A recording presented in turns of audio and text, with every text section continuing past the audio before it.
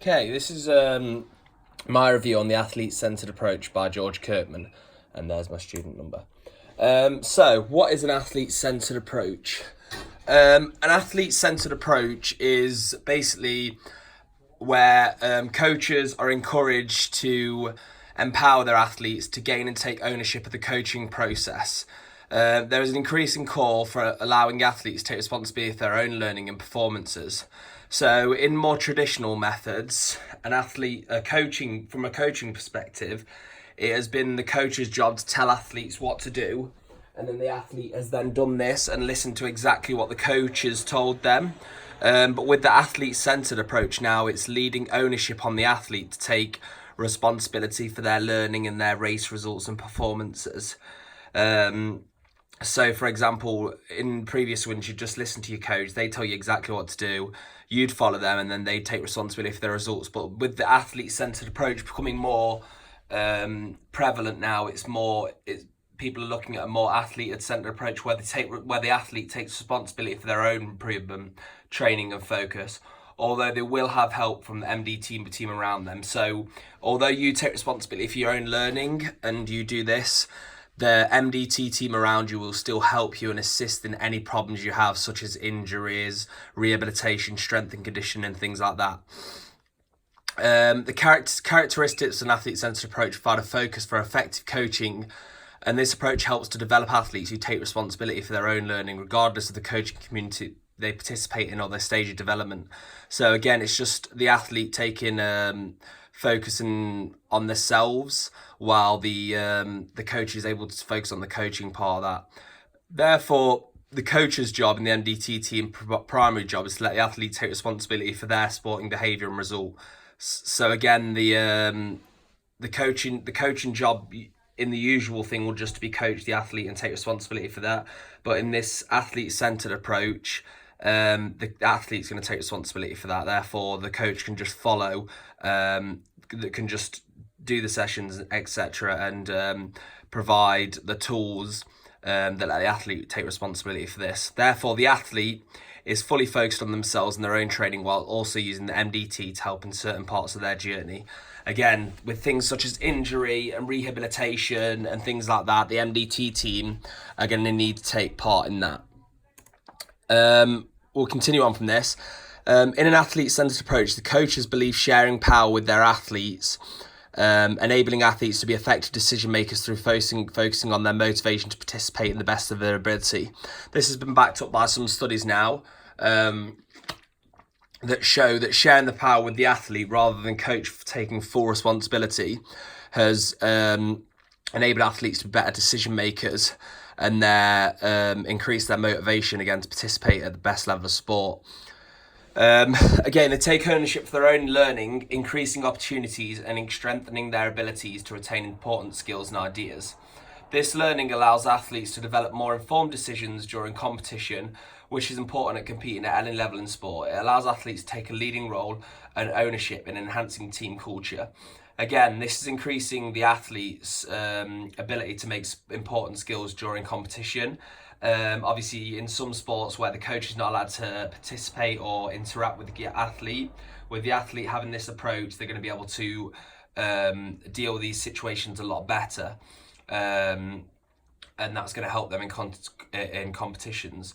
Athlete ownership accentuates giving athletes autonomy for decision making, with the clear purpose of offering them opportunities to make choices, develop higher levels of motivation, and learn how to develop solutions. So again, in games such as tennis, when you're not able to talk to your coach or communicate, this is going to allow the athlete to then develop opportunities and be able to figure these things out on themselves.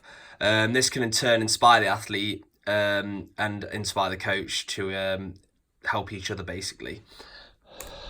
So what is an MDT? Moving on to an MDT, the literature definition of this is a team of professionals, including representatives of each discipline, who coordinate the contribution of each profession, which are not considered to overlap, in order to improve patient care. So in an MDT, you'll have various people, such as sports scientists, doctors, strength and conditioning coaches, therapists, physiotherapists, coaches, and these are all going to work together to allow the best care for the athlete. So strength and conditioning coaches and therapists again will work together in a prehab program, in a rehab program, to strengthen the athletes are resilient to injuries. And the best way to do this is to have very concise and very well-oiled team to work together, and therefore provide the best care for the athlete. But with the athlete centered, they're going to be taking responsibility of their performances, but they've got this team behind them if they need it, which they will do throughout their journey. It could be argued that professions do overlap in good MDTs, as they should seamlessly work alongside and contribute ideas to the athlete benefits, both in injury prevention and rehabilitation. So like I've already said, rehab, physios and strength and conditioning athletes will overlap. They will give out the same sort of programs for athletes to follow, and this should happen as this helps the athlete. And again, sports scientists and doctors will work together to provide care for the athlete. How does the MDT assist in an athlete-centered approach? The MDT can integrate into an athlete-centered approach. So despite the athlete taking responsibility of their own journey and results, it is important to include the MDT for effectiveness. Again, the athlete is going to take responsibility for their own results, but they will need a lot of help along the way. Science has come a long way, and there's a lot of stats and stuff that go into sport now, which is very important for the athlete to understand. So although they'll be taking responsibility for their results, they will need people behind them to help them on this journey, especially in the face of challenges as well, such as injuries and being resilient to injury. They will need these.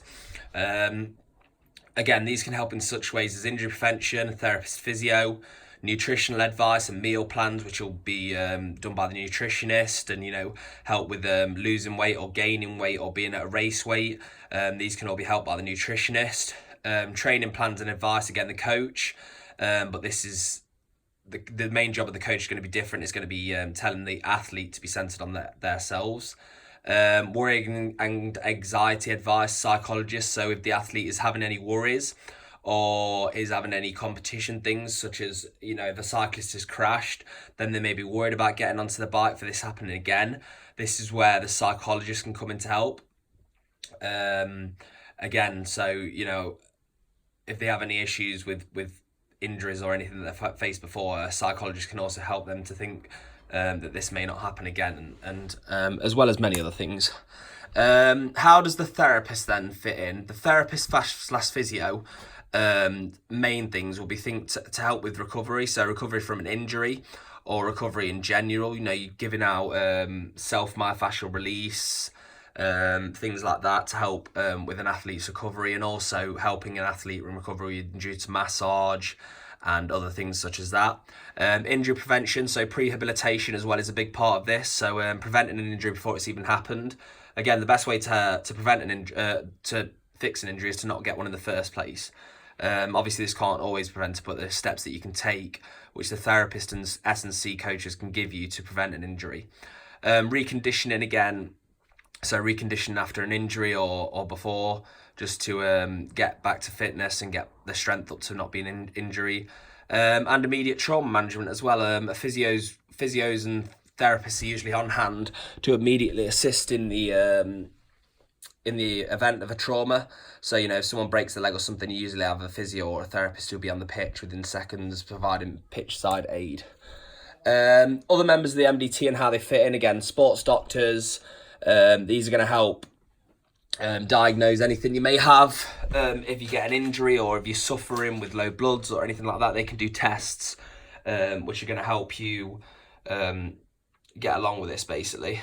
Sports therapists and physiotherapists, they're going to work alongside each other, providing effective plans to prevent injury and increase the rehabilitation after an injury. They're also going to work together to prevent injury and also help you if you had an injury. Sports nutritionist, again, advice with nutrition, getting down to race weight, getting up to race weight macros, things that you need to provide to have the best performance. Sports psychologists who have already discussed will help you with any anxiety or any issues that you're facing, which are sports related. and these can help you hopefully increase your performance. Strength and conditioning coaches, again, who can work alongside therapists and physios in prevention, rehabilitation, in strengthening exercises, anything that you may be struggling with in strength. And then you've got sport-specific coach and manager. Again, the coach's main job is going to be to empower the athlete. There's been a lot of studies that say that empowering an athlete to make decisions by themselves rather than listen to coaches can help motivate them more and actually increase their performances. And I've provided references for them at the end. And a sports scientist, again, who can do tests such as VO2 max, lactate threshold, tests such as that, just to see where your fitness at and see what you need to work on in the future. Complexities may be faced in an athlete-centered approach. Despite the athlete taking responsibility for their own performances, there are many issues that the athlete may face.